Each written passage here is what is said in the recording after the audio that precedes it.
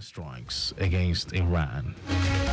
And in sports, Super Eagles caretaker coach Eguavoen congratulates Ademola Lookman, Troost Ekong for CAF Award nomination. And now the details. I am Mike James. Lagos State public and civil servants have been urged to work as a team with shared vision and purpose in a bid to build a state that fulfills the aspirations of its citizens. Lagos State Head of Service Bode Aguru stated this during the special Jummah service in commemoration of the year 2024 Public Service Week at the Alausa Secretariat Mosque. Aguru said the administration of Governor Babajide Sanwo-Olu remains committed to promoting a supportive work environment that will guarantee public servants optimal performance and aid effective service delivery to all residents.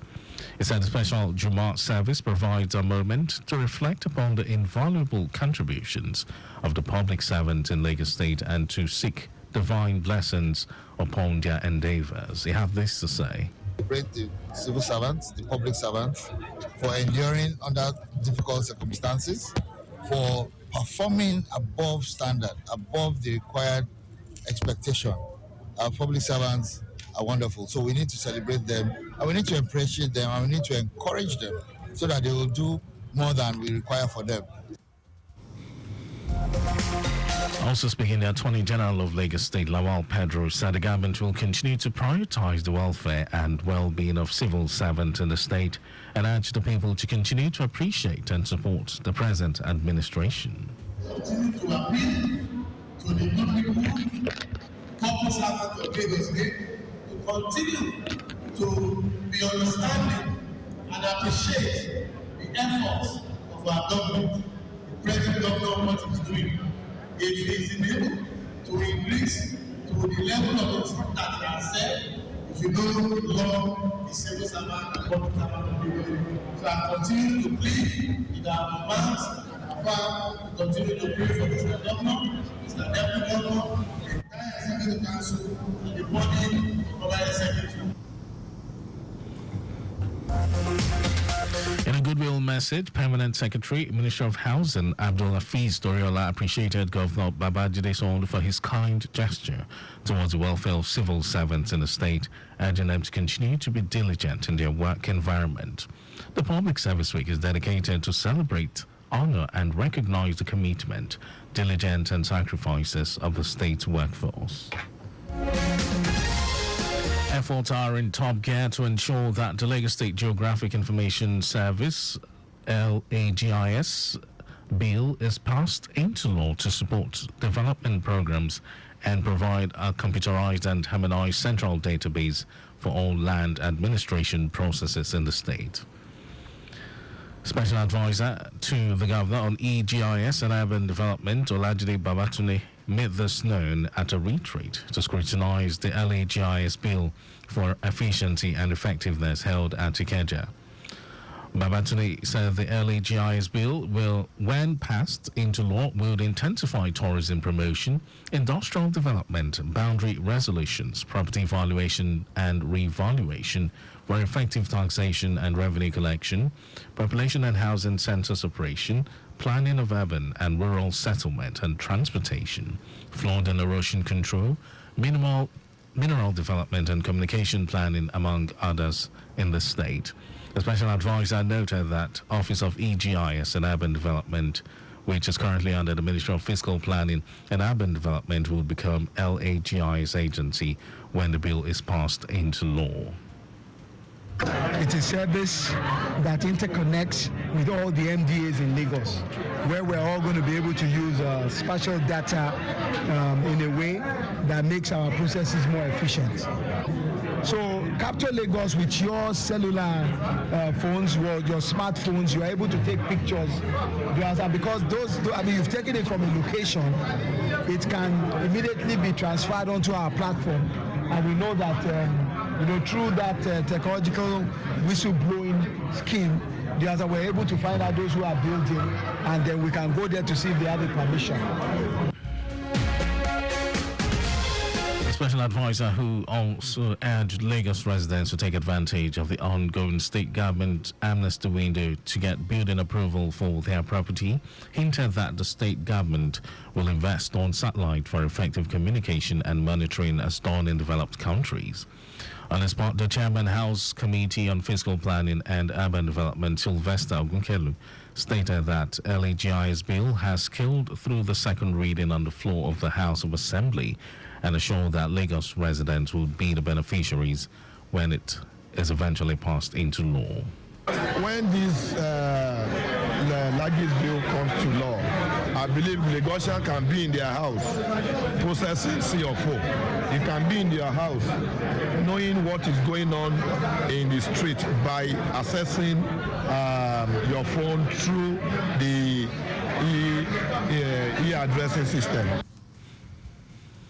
Stakeholders at the event commended and constructively criticized some sections of the bill and called for harmonization to achieve its objectives and promoting paperless transactions in land administration. The Kano State government, in consultation with security agencies, has placed restrictions on movement across the state from 12 midnight to 6 p.m. today. Commissioner for Information and Internal Affairs, Baba Dantiye, said the restriction is aimed at ensuring peaceful and orderly conduct of the local government election, which will be held in all 448 wards of the 44 local government areas of the state. Dantiye urged the public to respect the movement restrictions and contribute to the integrity and safety of the electoral process. He reaffirmed government's commitment to conducting a free, fair, credible, and peaceful election.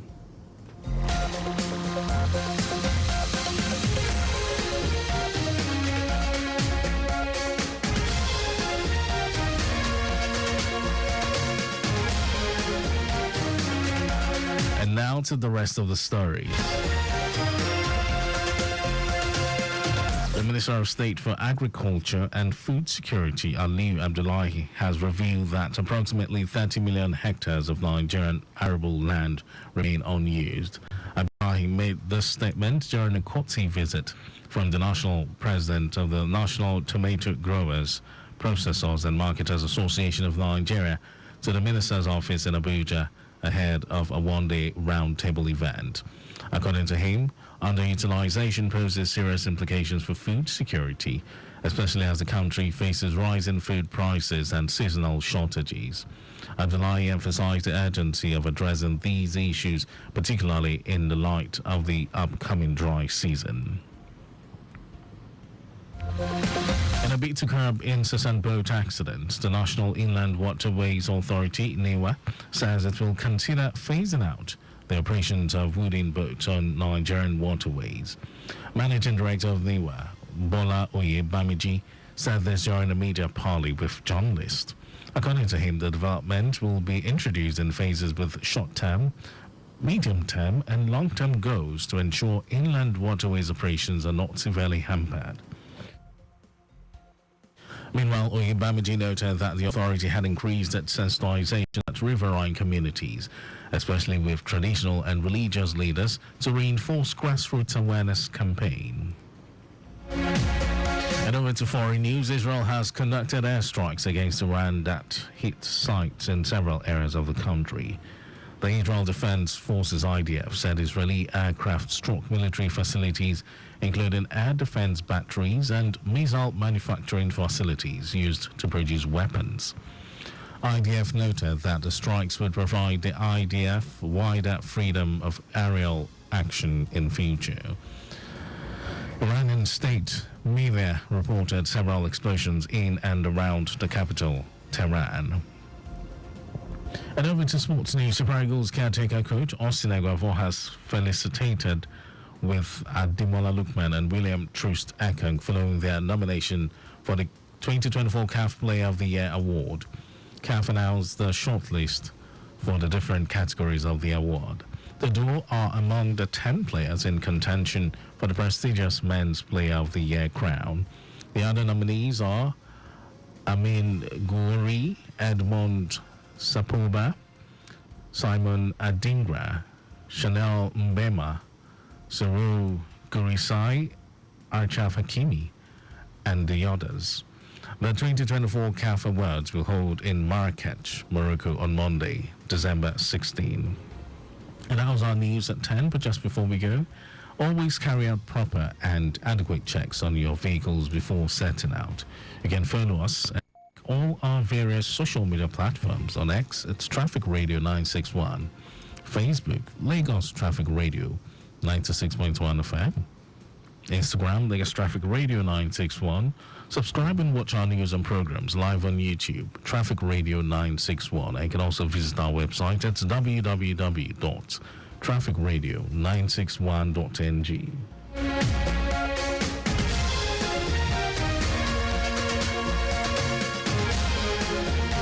Did you know that the Sanwo-Olu administration supplied 86,000 dwell furniture sets to 775 public schools?